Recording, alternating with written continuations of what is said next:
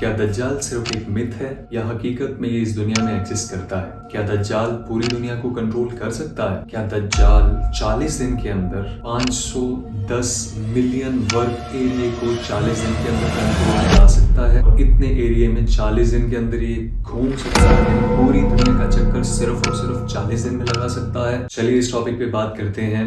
عنقریب ایک ایسا شخص اس دنیا میں آئے گا امام مہدی علیہ السلام کے بعد، جس کا نام دجال ہوگا۔ اتنا پاورفل اور اتنا طاقتور ہوگا، وہ ساری چیزیں جو نبیوں کے پاس ایز معجزہ کنٹرول میں ہوتی تھیں، وہ ساری چیزیں اس کے پاس کنٹرول میں ہوں گی۔ جیسے حضرت مسیح علیہ السلام کے پاس یہ طاقت اللہ تعالیٰ کی طرف سے شفا کے طور پہ نصیب تھی، کسی مادر زاد نابینا کے سر پہ وہ ہاتھ پھیر دیتے تو وہ بینا ہو جاتا تھا، اسے دکھنے لگتا تھا۔ اسی طریقے سے دجال کے پاس ہر وہ طاقت ہوگی، یہ جہاں چاہے گا بارش برسا سکے گا، یہ جہاں چاہے گا بنجر زمین پہ قدم رکھے گا، فوراً سبزہ اگے گا اور درخت پھل فروٹ اور فصلیں غلہ دیں گی۔ اسی طریقے سے یہ کچھ لوگوں کو اپنا ڈنکا منوانے کے لیے لوگوں کے سامنے ایک شخص کو قتل کرے گا، تلوار سے کاٹ دے گا اور پھر اس کے بعد اسی شخص کو دوبارہ سے زندہ کرے۔ اس کے ساتھ شیطان اور جنوں کا ایک ایسا قافلہ ہوگا جو لوگوں کے پاس جائیں گے اور ان کے وہ لوگ جو اس دنیا سے چلے گئے ہیں ان کے جیسا چہرہ بنائیں گے اور پھر ان سے کہیں گے میں تمہارا دادا ہوں، میں تمہارا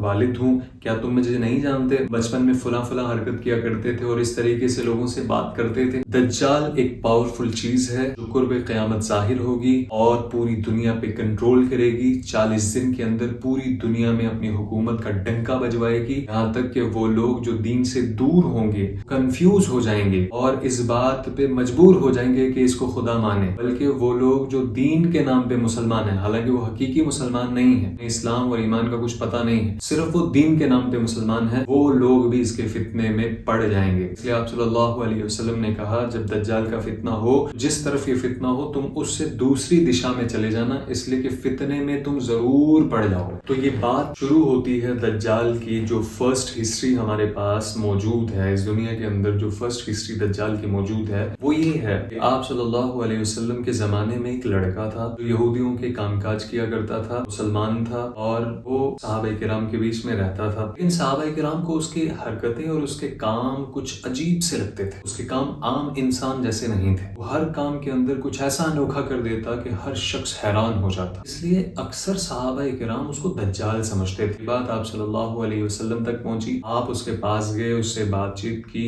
اور جب اس نے کہا کہ میرے پاس ایک علم ہے، میں اس کے ذریعے سے بتا سکتا ہوں کہ آپ کون ہو، کیسے ہو، آئندہ کیا کرو گے، تو آپ نے کہا کہ یہ بتاؤ میرے دل میں ابھی کیا چل رہا ہے۔ وہ شخص کہنے لگا دخ یعنی دھواں، اور آپ صلی اللہ علیہ وسلم کہتے ہیں کہ ہاں میں اس وقت دھوئیں ہی کے بارے میں کچھ سوچ رہا تھا۔ اس کے بعد آپ صلی اللہ علیہ وسلم نے اس سے کہا کہ تم صرف اتنا بتا سکتے ہو، یعنی یہ اندازے اور کہانت کی باتیں تو کر سکتے ہو، لیکن غیبی علوم جو اللہ کے ہیں ان کے بارے میں کچھ نہیں بتا سکتے، جس پہ وہ خاموش رہا۔ چنانچہ حضرت ابو سعید خدری رضی اللہ تعالیٰ عنہ کہتے ہیں ایک دفعہ ہم سفر حج پہ جا رہے تھے اور یہ لڑکا بھی ہمارے ساتھ تھا جس کے بارے میں صحابہ اس بات کے شک پہ تھے کہ یہ دجال ہے۔ اب یہ لڑکا ہمارے ساتھ تھا اور میں چونکہ اس سے تھوڑا سا کتراتا تھا کہ عجیب سی باتیں کرتا ہے، لہٰذا مجھے اس سے دور رہنا چاہیے، تو میں اس کے قریب نہیں جاتا تھا۔ راستے میں ہم نے ایک جگہ کجاوا لگایا، ٹھہرے، کام کرنا تھا، کچھ درخت وغیرہ تھے، مجھے یہ امید تھی سب دور دور درختوں کے نیچے بیٹھ جائیں گے تو یہ بھی میرے قریب نہیں آئے گا، لیکن اس نے کیا کیا کہ اس نے ایک بکری کا دودھ نکالا جو اس کی تھی، دودھ لے کر کے حضرت ابو سعید خدری رضی اللہ تعالیٰ عنہ کے پاس آ گئے اور کہنے لگا کہ جناب یہ دودھ میں آپ کے لیے لایا ہوں۔ اب حضرت تو پھنس گئے، جس سے بچنا تھا وہی ان کے سامنے آ گیا اور وہ بھی اس طرح کہ دودھ لو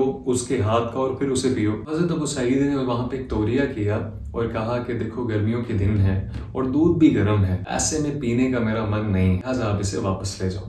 لڑکا اس بات کو سمجھ گیا کہ مجھے شاید اگنور کیا گیا، اس لیے اس نے کہا کہ میں جانتا ہوں میرے ساتھی یعنی صحابہ کرام مجھے دجال سمجھتے ہیں اور آپ صلی اللہ علیہ وسلم نے کہا ہے دجال کافر ہوگا کہ میں مسلمان ہوں۔ آپ صلی اللہ علیہ وسلم نے کہا ہے کہ وہ بے اولاد ہوگا جبکہ مدینہ میں میرا ایک لڑکا موجود ہے، اور آپ صلی اللہ علیہ وسلم نے کہا کہ وہ مکہ اور مدینہ میں داخل نہیں ہو سکتا جبکہ میں مدینہ میں رہتا ہوں اور آج حج کرنے کے لیے مکہ جا رہا ہوں۔ اس پہ حضرت ابو سعید خدری کہتے ہیں کہ میرا دل اس سے پاک ہو. مجھے میرا دل صاف ہو گیا اور مجھے لگا کہ نہیں، اس کے بارے میں غلط خیال ہے، بلکہ یہ شخص ایک عام شخص ہے، کچھ چیزیں اسے معلوم ہے، اس کی وجہ سے کچھ باتیں کرتا ہے، ورنہ یہ دجال نہیں. لیکن اس شخص نے یہ جو اپنی بات ختم کی، اس کے ساتھ میں اس نے دوسری بات کہی، میں ایک چیز جانتا ہوں اور وہ یہ ہے کہ مجھے پتا ہے دجال کب پیدا ہوا اور وہ ابھی کہاں پہ. حضرت ابو سعید کہتے ہیں میں پھر سے شک میں پڑ گیا. اس کے بعد یہ سفر چلتا رہا. دیگر صحابہ کرام کہتے ہیں کسی بھی صحابی کو اس شخص کے آنے کا،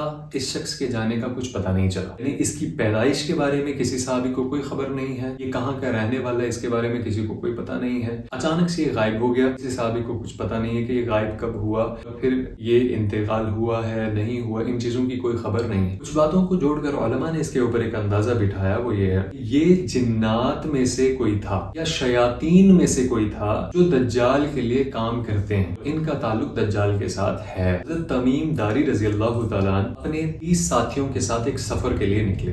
وہ ٹائم وہ تھا جہاز وغیرہ نہیں تھے، سمندری کشتیاں اور جہاز وہی لوگوں کے سفر کرنے کا ذریعہ تھا. یہ جس کشتی میں سوار ہوئے 30 لوگ، اچانک سے سمندر میں طوفان آ گیا اور طوفان 1 مہینے تک اس کشتی کو دھکیلتا رہا. کبھی کسی سمت لے جاتا، کبھی کسی سمت لے جاتا. کشتی کو دھکیلتا دھکیلتا ایک روز، 1 مہینے کے بعد کشتی ایک جزیرے کے ساتھ لگی. انہیں خوشی ہوئی، زمین کا کوئی ٹکڑا تو کشتی کے ساتھ لگا، لہٰذا ہم اترتے ہیں، ذرا لنگر انداز ہوتے ہیں اور اس کے بعد دیکھیں گے اب کہاں جانا ہے، راستہ تو بھٹک گئے تھے. جب یہ وہاں پر اترے، وہاں ایک بہت بڑا جانور ان کی طرف آیا. اس کے بارے میں انہوں نے کہا کہ ہمیں پتہ ہی نہیں تھا کہ یہ اس کا چہرہ ہماری طرف ہے یا اس کی پشت ہماری طرف. ایک بڑا جانور ان کی طرف آیا. جب وہ پاس آیا تو انہوں نے کہا کون ہو، ہم نے ایسی مخلوق دنیا پہ کبھی دیکھی نہیں ہے، تم کون ہو؟ وہ کہنے لگے میرا نام جساسہ ہے. جانور کہتا ہے میرا نام جساسہ ہے، لیکن مجھ سے بات کرنے کا کوئی فائدہ. یہاں پر اندر ایک شخص قید ہے، وہ آپ لوگوں سے بات کرنے میں کافی انٹرسٹڈ ہے، آپ کی خبریں بڑی پسند کرتا ہے. اور پھر اس نے کہا کہ آپ اندر جائیے. تمیم داری اندر چلے گئے. اندر جا کر کے جو انہوں نے دیکھا وہ ویژول ہے دجال کا. تمیم داری نے کیا دیکھا؟ ایک شخص ہے جو بیڑیوں میں جکڑا ہوا ہے، اس کے پیروں کو لوہے کی زنجیروں سے باندھا ہوا ہے، اس کے ہاتھ کو یوں گردن کے پاس لے کر کے زنجیروں میں اور بیڑیوں میں جکڑا ہوا ہے.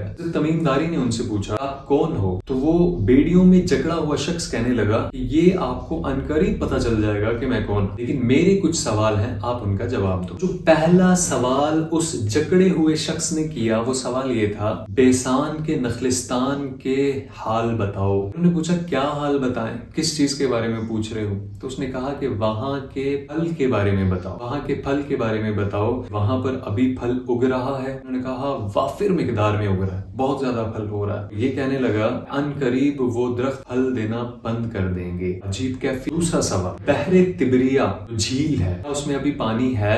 انہوں نے کہا بہت لمبی مقدار میں پانی ہے. اس نے کہا کہ عنقریب وہ پانی سوکھ جائے گا. اس نے تیسرا سوال کیا زغر چشمے سے لوگ پانی کا استعمال کر پا رہے ہیں، اپنی زمینوں کو سیراب کر رہے ہیں، اپنے جانوروں کو پانی پلا رہے ہیں اور خود کے استعمال میں لا رہے ہیں؟ انہوں نے کہا جی ہاں، زغر چشمے کا پانی استعمال کیا جا رہا ہے زمینوں پہ، جانوروں کے لیے اور خود کے. اس نے کہا عنقریب وہ چشمہ بھی سوکھ جائے. پھر بیڑیوں میں جکڑے ہوئے شخص کا چوتھا سوال آپ صلی اللہ علیہ وسلم کیا کر رہے ہیں؟ انہوں نے کہا آپ صلی اللہ علیہ وسلم مکہ سے ہجرت کر کے مدینہ آ گئے ہیں اور وہ وہاں پہ دین کی دعوت دے رہے ہیں.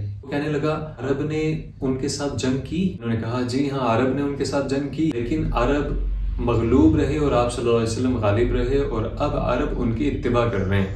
تو بیڑیوں میں جکڑا ہوا شخص کہتا ہے عرب کے لیے یہی بہتر ہے کہ وہ ان کی اتباع کریں، اسی میں ان کی کامیابی. اور اس کے بعد بیڑیوں میں جکڑا ہوا شخص کہتا ہے میں بتاؤں میں کون ہوں؟ انہوں نے کہا بتاؤ. کہنے لگا میں دجال ہوں، وہ دجال جس کے بارے میں آپ صلی اللہ علیہ وسلم جب صحابہ کرام کو سناتے تو صحابہ کہتے ہیں ہمیں اتنا ڈر لگتا، ہمیں یوں لگتا کہ مسجد نبوی کے کسی پلر کے پیچھے سے، کسی دیوار کے پیچھے سے نکل کے ابھی آ جائے گا. حضرت تمیم داری کے سامنے بیٹھ کے وہ کہہ رہا کہ میں دجال ہوں اور قریب میں باہر آ جاؤں گا، مجھے اجازت مل جائے گی. سیان کے جن پھلدار درختوں کا دجال نے ذکر کیا تھا کہ عن قریب وہ درخت پھل دینا بند کر دیں گے، 626 ہجری میں ان درختوں نے پھل دینا بند کر دیا. اسی طریقے سے بحر تبریہ جس کا پانی کم ہوگا، عجیب معجزہ اس وقت چل رہا ہے کہ اس کا پانی بہت تیزی سے کم ہو رہا ہے. دجال کے بارے میں جو روایات موصول ہوئی ہیں وہ کیسا دکھتا ہے اس کے بارے میں یہ کہا گیا ہے ایک تو وہ کانا ہے، ایک آنکھ والا ہے. دوسری بات کہ ماتھے کے اوپر اور را لکھا ہوگا، جس کو تعبیر کیا گیا کہ کافر لکھا ہوگا، لکھا اسی طریقے سے ہوگا کافارا۔ الغیثی استدبرت الریح، جال دنیا میں اتنا بڑا سیلاب اور اتنا بڑا طوفان بن کے آئے گا، جیسے جب طوفان آ رہا ہوتا ہے تو شروع کی ہوا صاف ہوتی ہے اور اس کے بعد پورا کا پورا گرد آلود ہوتا ہے، وہ بہت تہس نہس کر دیتا ہے نظام کو۔ اس طریقے سے وہ دنیا کے اندر آئے گا، کسی کو موقع نہیں ملے گا سنبھلنے کا۔ 40 دن میں پوری دنیا کا راؤنڈ کرے گا، دنیا کے ہر چپے میں 40 دن کے اندر پورا گھوم جائے گا۔ لا تدع قریۃ الا حبکتھا 40 لیلہ، پوری دنیا میں 40 راتوں کے اندر اندر پہنچ جائے گا۔ اتنا تیز رفتار کی سواری جو اس وقت میں معبر کی گئی ہے، جو لفظ استعمال کیا گیا ہے وہ گدا ہے، لیکن حضرت علی رضی اللہ تعالیٰ نے کہا ہے کہ اس کی سواری کے 2 کانوں کے بیچ میں 80 ہاتھ کا فاصلہ ہوگا، جس کا آج کے علماء نے اندازہ لگایا ہے کہ یہ ایک جہاز ہے۔ اس وقت میں جو جہاز موجود ہیں وہ 2000 کلومیٹر کم رفتار سے چلتے ہیں۔ کنگڈم نام کی ایک کمپنی 1946 میں ایگزسٹ کرتی تھی، وہ اس کمپنی کے جو جہاز سے وہ 2000 کلومیٹر پرتی گھنٹہ کی رفتار سے ادھک چلتے تھے۔ اس وقت جو فاسٹسٹ چیز لائٹ کی سپیڈ کو میچ کر رہی ہے لگ بھگ، وہ راکٹ ہے، کہ وہ ایک ایسی چیز نہیں ہے جو سواری کے لیے استعمال کی جائے، لیکن آنے کی کوشش ہو تو کر سکتے ہیں۔ راکٹ گریوٹی سے باہر نکلنے کے بعد ہر آر 1,00,000 کلومیٹر سے زیادہ یہ کو کور کرتا ہے۔ اگر اتنی فاسٹسٹ بھی کوئی چیز اس دنیا کے اندر ایز سواری ہو، ویکل ہو، وہ بھی دنیا کا جو ایریا ہے 510 ملین ورک ایریا، اس کو کور کرنے کے لیے ایک ایسی سواری سے جو 1,00,000 پرتی گھنٹے کی رفتار سے چلتی ہے، ایسی گاڑی کو بھی اس دنیا کو کور کرنے میں 7 مہینے سے زیادہ دن لگیں گے۔ اس کے پاس ایسا کون سا جہاز، ایسا کون سا ویکل ہوگا 40 دن میں پوری دنیا کنٹرول کرے؟ ینادی بصوت یسمع لها ما بین الحافتین، کی آواز اتنی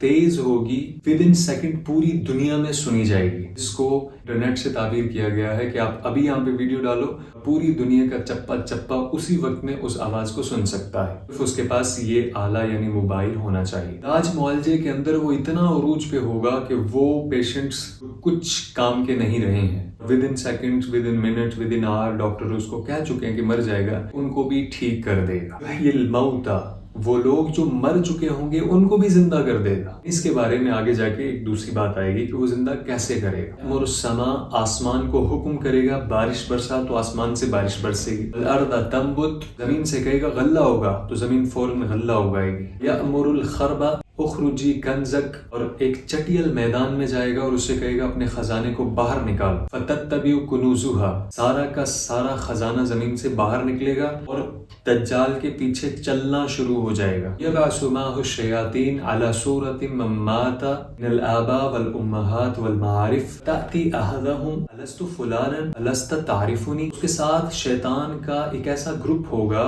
جو لوگوں کے پاس جائے گا اور ان سے کہے گا کیا میں تمہارا فلانا رشتہ دار نہیں ہوں؟ اس نے مجھے ابھی زندہ کیا، میں 100 سال پہلے مر چکا ہوں، تیرا بچپن میں دیکھ چکا ہوں، تو بچپن میں ایسا تھا اور یہ کام کیا کرتا تھا، اور لوگ انہیں دیکھ دیکھ کر کے اس کے چنگل میں اور اس کے فتنے میں آتے جائیں گے۔ اس کے ٹائم میں یعنی دجال کے ٹائم میں ٹیکنالوجی اتنے عروج پر ہوگی جتنی کبھی بھی دنیا نے ویسی ٹیکنالوجی نہیں دیکھی ہوگی۔ یعنی ایک روح ہے جس کا تصرف انسان نہیں کر سکتا، جس کے اوپر ابھی بھی ریسرچ ہو رہی ہے کہ روح کو کیسے کنٹرول کیا جائے کہ ہر انسان کو زندہ رکھنے کی کوشش کی جائے۔